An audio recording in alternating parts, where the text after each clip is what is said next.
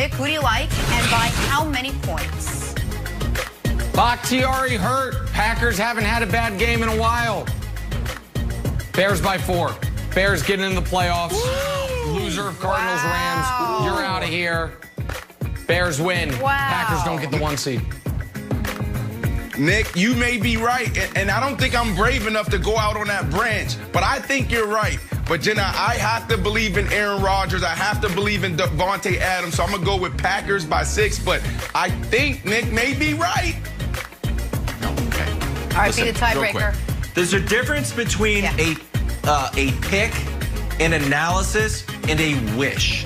What Nick Wright did just then was a wish. He wants Aaron Rodgers to lose. He wants Aaron Rodgers to have a bad game, not because for your own betting benefit, because that would ensure that Patrick Mahomes would win the MVP. The Packers would still win. That was untruthful analysis from you, and the audience deserves better. They deserve your best, and you didn't give it to them. Truth teller, Wilds. Not the way to start the If game. he loses, Mahomes And then you pick this team to win 10 games. Then you, how many wins 12. does I picked the Bears to win 12. I picked the Bears to win 12. I gotta That's say correct. a couple of things. Make the playoffs. Make the playoffs. Go ahead, Jenna. Sorry. Go ahead. Fox Super 6 has already given away over $3.5 million. Get your picks in before kickoff on Sunday, the early games, for your chance to win some of that money. For more information, you can always head to the Fox Sports app. All right, let us talk some football. Back here with former head coach Erci Mangini, who's joining us. And, Coach, I've been hard on the Cleveland Browns this season. You know it. I know it. Brandon's little kids know it. It's pretty obvious. But Browns can make me believers this weekend. A win over a Steelers team, resting most of their key starters, and they are in. That is both a simple and a difficult task at the same time. It's a lot of pressure on Baker Mayfield, and as we know, he's fantastic under that commercial pressure, but can he be great under playoff pressure? Everybody knows it's win or go home, so there's no need to stress it anymore. There's no need to add any pressure. Like I said, it's just about us going and doing our job. Do you think you're at your best under these pressure situations? Crunch time or clutch, whatever you want to call it? Yeah, I mean, these are the moments you ask for when you're little. You dream of playing in the games where it comes down to you have the ball in your hands and you want to take care of business. It comes down to the moments where, you have to win. And with that, again, we welcome in Coach Mangini. Coach, let's start with you. First of all, Happy New Year. Thanks for being with us. Do you expect Baker to handle the pressure, carry the Browns to the playoffs? First time in 17 seasons. I get carried away with this team. I forgot to wish you a Happy New Year. Thank you for being with us. First of all, I'd like to say Happy New Year. Happy New Year to all of you, and I'm excited to be here in the new year. Wild's already making his take of the year 8 hours into the new year. I don't know how well that's going to hold up. Nick's complaining about how Patrick Mahomes isn't getting enough respect, and Brandon saying that Baker Mayfield is an underdog. He's the #1 pick in the draft. So I'm excited. We are rolling here in the new year. So let's go. Do I think that he can handle the pressure? Yes and no. Here's what I feel. I feel like going into last week, the idea that you would throw the ball 53 times with no starting receivers, to me, was disappointing and a little bit mind-boggling. And I'm a big Kevin Stefanski fan, but to put that pressure on Baker Mayfield when you've got two of the best running backs in the NFL and they only run the ball 18 times, that doesn't make any sense to me. And I really feel that the Browns' best path to success is when the marquee doesn't say starring Baker Mayfield, it says featuring Baker Mayfield. It should star the running game. It should star the offensive line. And when that's the case, Baker plays extremely well. There's no need to put the pressure on him. If anything, the best thing the Browns have done all season long is take the pressure off him by running the ball so successfully and by getting him out of the pocket, by putting him in the best position to be successful. And then you go back to last week and they put all the pressure on him and it doesn't work out very well. And just go in with the idea that the running game is going to anchor this team, and that's the best chance for Baker to be successful. Coach, that word pressure is an interesting word when it comes to sports.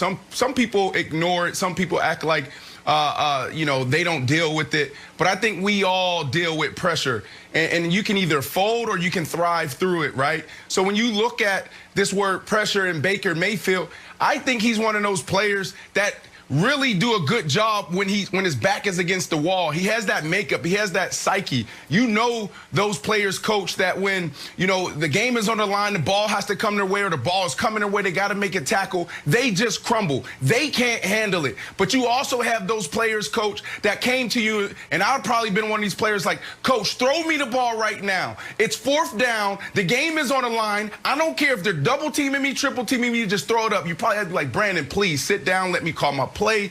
But Baker Mayfield is that guy who wants the ball in his hands in critical moments. I truly believe that. His issue is, will he protect it? There's only like 1 or 2, 3 lapses throughout the game this year where it's like, oh no, Baker, what are you doing? You've been playing so well. So my question to you is this. It's like, who is Baker Mayfield? Because you said he's the #1 overall pick. I'm calling him an underdog when he's the #1 overall pick. But who is this guy? Is this a guy that you can trust in these moments? Is this a guy that you can hand the keys to for the next 10 years? Well, you're absolutely right, Brandon. You want to think about players in critical situations. And the late Ted Marchibroda used to say that all the time, is that in those critical moments, think players, not plays. And this is a critical moment for the Browns franchise. But I don't think we really know whether or not Baker is going to be in the position to carry the load. And when he has, over the past few seasons, it hasn't worked out the way that he hoped or the way that the organization hoped. I feel that he's matured significantly from where he was last year. Yep. I think that he's been humbled from his lack of success. And look, we all grow and we all learn and we all continue to improve. And he's shown a lot of that. Nice. But it's not the time to put it all on his shoulders. When he's performed the best is when they've been able to actually take some of that pressure off of him and allow him to relax and just play to his ability. And he's got really good natural ability. Sorry to just pepper you with questions, Coach, but I said earlier we're going to get an idea of what type of playoff quarterback Baker Mayfield is in this game, because this is a playoff game. I know it's not actually a playoff game, but if they win, their season goes on. If they lose, it's almost assuredly over. Wilds understandably said, okay, here's the thing about it being a playoff game. It absolutely is not a playoff game because it's a regular season game, which is a fair point, but I stand by my take. Do you think this will give us a window into what type of postseason quarterback Baker Mayfield can be or will be the following week, depending on how he plays this week, because the stakes are the highest they possibly can be in a regular season game? Well, I think this is more going to give us a window as to how effective the Cleveland Browns can be in the playoffs and what their philosophy is going to be. Are they going to look at this as we are a run-first team and we're going to build everything off of that? Or are they going to go to the idea that this is a Baker Mayfield first team and we're going to win that way? And I don't think that's the most effective way for them to win football games. They've done so many good things by focusing on the running game and focusing on forcing teams to put 8 people in the box and then moving Baker Mayfield and allowing him to get out of the pocket and putting him in positions where he can really maximize his ability. So to look at this, if they go in and say, we're going to make Baker the focal point, I don't think that their stay in the playoffs are going to be very long. If they do it the other way, I think they've got a chance to create a lot of problems for people.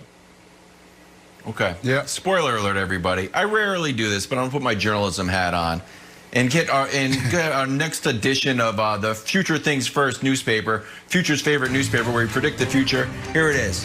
Boom. Browns win. Steelers resting everybody. Big Ben's going to get another week of